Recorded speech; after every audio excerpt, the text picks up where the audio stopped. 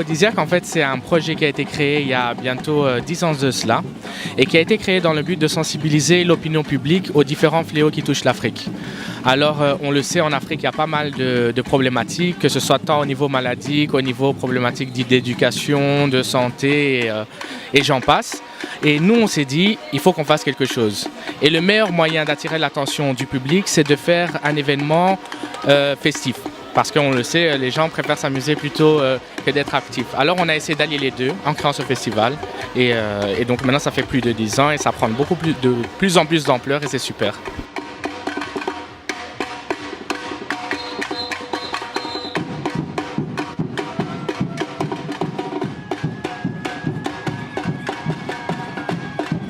Cipro qui organise ce festival aphrodisiaque depuis bientôt 11 ans.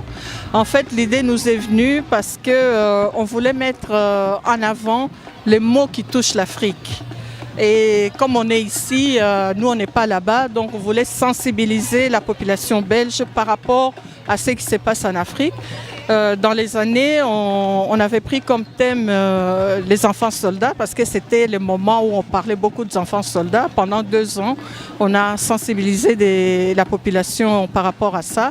Et puis on est passé à la drépanocytose. Donc on a décidé pendant presque 4 ans de faire la sensibilisation sur la drépanocytose. Et on a mis en avant des associations qui travaillent par rapport à ça. Et cette année, on a décidé de changer de thème et de travailler sur le travail des enfants dans les mines. Donc voilà, chaque année, on organise dans ces beaux cadres ces festivals qui est très très familial, convivial. C'est pas, vous voyez, il y a beaucoup de familles avec enfants. On met beaucoup en avant aussi le fait que les enfants doivent aussi s'amuser. Donc voilà. Voilà, on a fait un partenariat avec Festival Aphrodisiaque. Ça fait quelques années qu'on essaie de travailler ensemble et cette année on a l'opportunité de présenter une édition commune, donc Festival Aphrodisiaque Brussels African Market, pour aller plus loin et pour soutenir le travail et pour prévenir le travail des enfants mineurs en RDC. Cédric et Laetitia qui sont les organisateurs de cet événement, on applaudit très fort pour eux. Évidemment tout à l'heure. Alors, c'est bon la photo, c'est bon tout ça là. S'il vous plaît, un maximum d'applaudissements pour Cédric, Julie.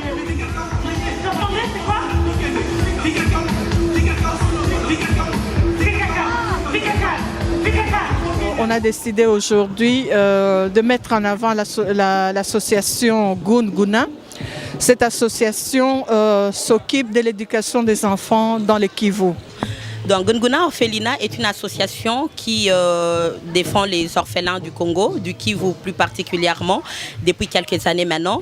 Et là, aujourd'hui, nous sommes là pour sensibiliser les gens et parler plus de la problématique qui touche les enfants orphelins du Congo. C'est très important que je précise que les bénéfices de ces festivals, donc les festivals aphrodisiaques, serviront à scolariser les enfants de Gunguna pour l'année académique 2017-2018.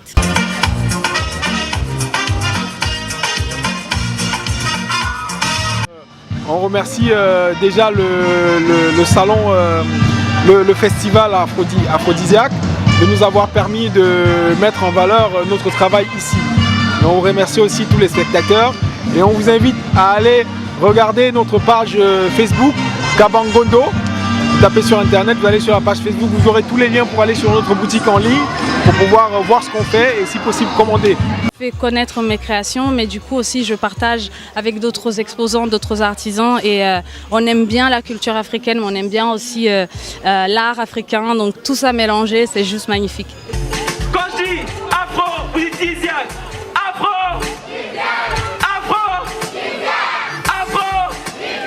et on se baisse, on se baisse. Le bordel!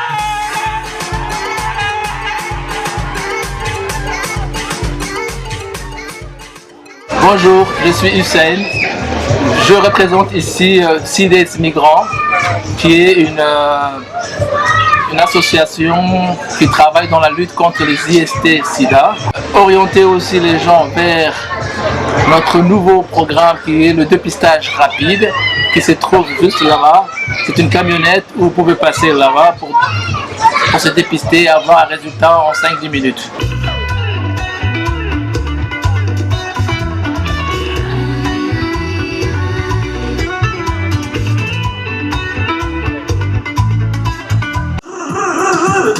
Fais-nous danser un peu.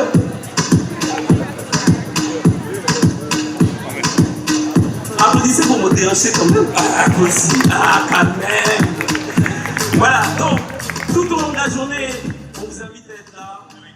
Je tiens une boutique à la place Saint-Josse, non loin de l'église, située sur la rue des Deux Églises, numéro 128. J'ai ouvert il n'y a pas longtemps, hein, ça fait seulement 3 mois que j'ai ouvert. C'est un peu... les gens ne connaissent pas vraiment ce que je fais là-bas parce que c'est un petit peu caché. Déjà, le fait que vous m'interviewez, ça permet aussi de faire connaître ma boutique pour que les gens sachent que voilà, dans ce coin, il y a une boutique africaine qui fait des sacs, des accessoires, des objets d'art, la culture africaine, quoi. Nous dépendons en fait des mutualités socialistes du Brabant.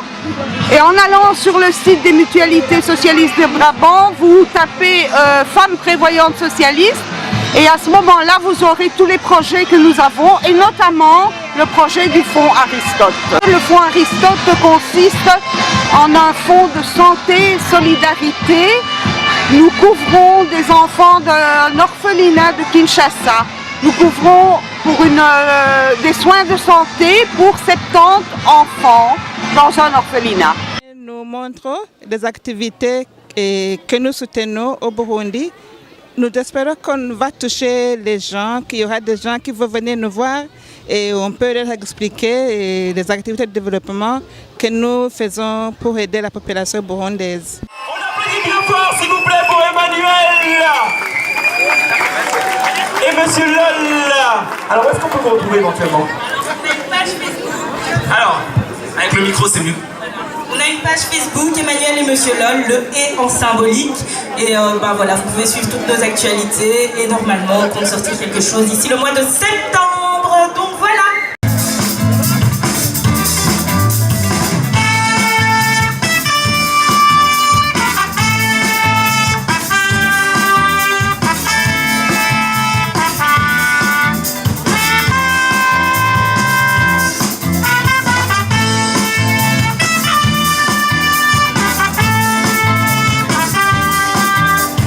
C'est un beau succès, je vois les enfants qui s'amusent bien, les gens qui sont bien, la nourriture ça part, donc pour moi c'est vraiment un beau succès.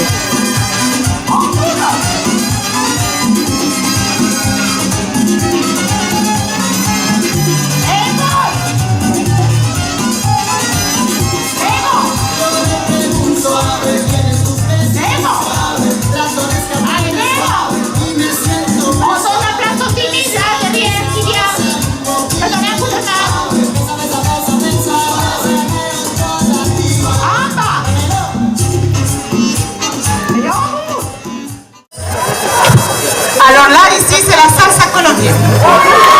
Ça va chauffer.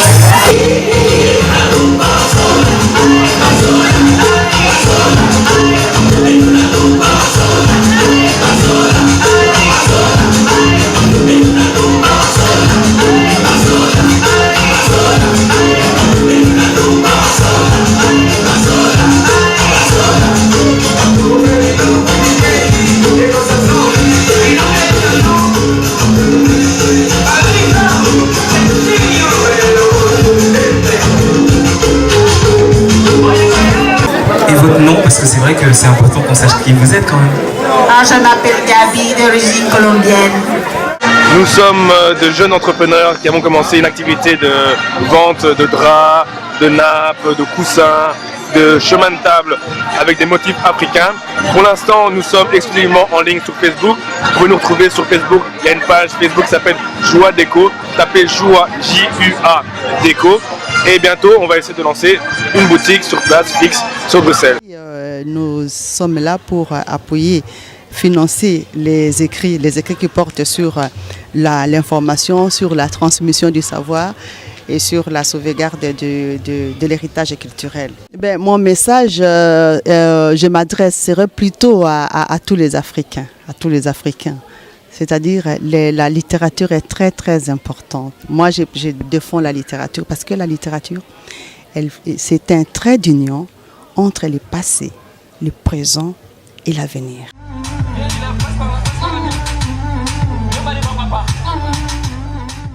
Ensemble, on va plus loin, donc continuons à créer des ponts, continuons à vouloir aller plus loin et puis être beaucoup plus grand et plus fort.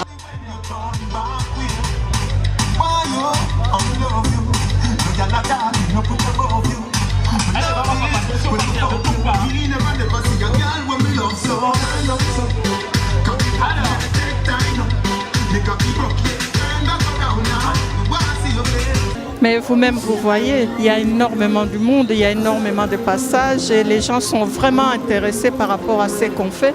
Je pense que c'est peut-être la meilleure édition du festival qu'on ait fait. L'année passée, c'était aussi bien, mais aujourd'hui, comme on a fait 2 jours de suite, l'année passée, on n'avait fait qu'une journée. En fait, ce qui nous a poussé à faire les dimanches aussi, parce que les dimanches, on est venu récupérer tout ce qui était matériel et tout ça, et on voyait beaucoup de monde qui disait mais qu'est-ce qu'il y a. Je dis mais puisqu'on a le matériel pour 2 jours, pourquoi ne pas le faire pendant 2 jours? C'est comme ça qu'on a eu l'idée de faire ce festival pendant 2 jours. En tout cas, je suis très heureuse parce que c'est un beau succès. Ouais. Alors comme je vous ai dit au début, si je pose une question, vous pouvez répondre. Non? Allez, venez, c'est parti. Vous vous rappelez au début, on a fait quoi? On a fait ça, ça s'appelle abril.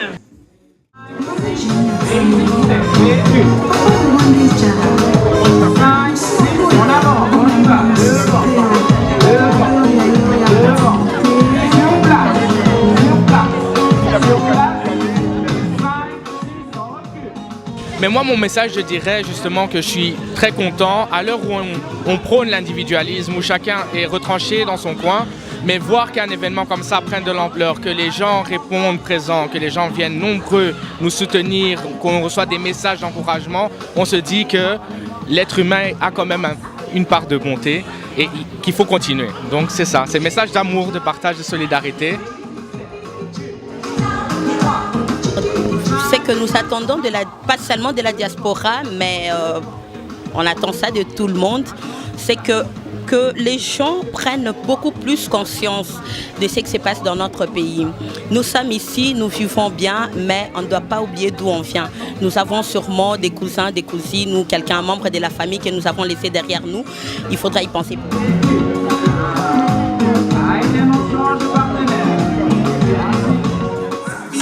À gauche, à droite. Maintenant, on va de l'autre côté. Toujours 3 temps. Et on y va. En avant. 1, 2, 3. 1, 2, 3. 1, 2, 3. 1, 2, 3.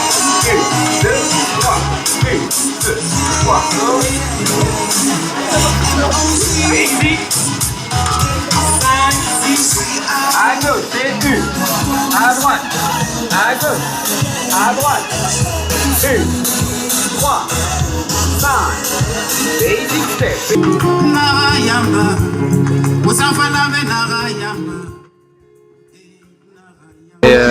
C'est un festival qui m'a beaucoup inspiré, qui parle de l'Afrique, des socioproblèmes de l'Afrique. Et surtout, c'est un festival multitudinaire qui réunit tout le monde, alors c'est une occasion à ne pas rater.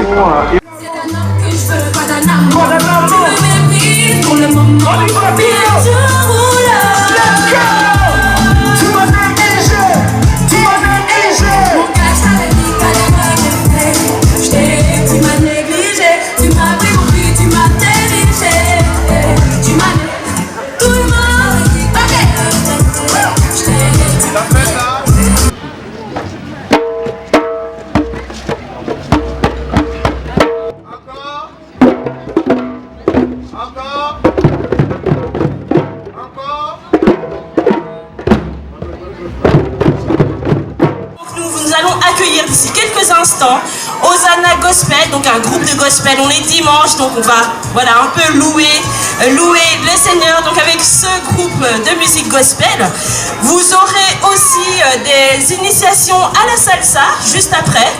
Un peu plus tard aussi, le conte, des contes africains, racontés avec passion, racontés avec brio par la conteuse Ria Carbonnet. Donc ça se déroulera au chapiteau qui se situe donc au fond là-bas, juste derrière le château gonflable avec la tête de lion. Si c'était la chorale Hosanna Gospel, vous pouvez nous contacter, vous pouvez nous voir sur notre page Facebook Hosanna Gospel. Merci en tout cas pour votre accueil.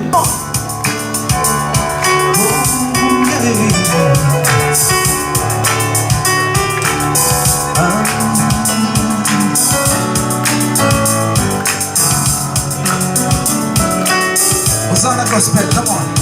Oh, c'est Un bilan plus que positif parce qu'on a réussi à faire venir un public multiculturel, à le sensibiliser à la cause qui nous réunit ce week-end, à faire découvrir donc de nouveaux créateurs et à pouvoir créer des synergies qui iront au-delà de ces 2 journées ici au mois de juillet.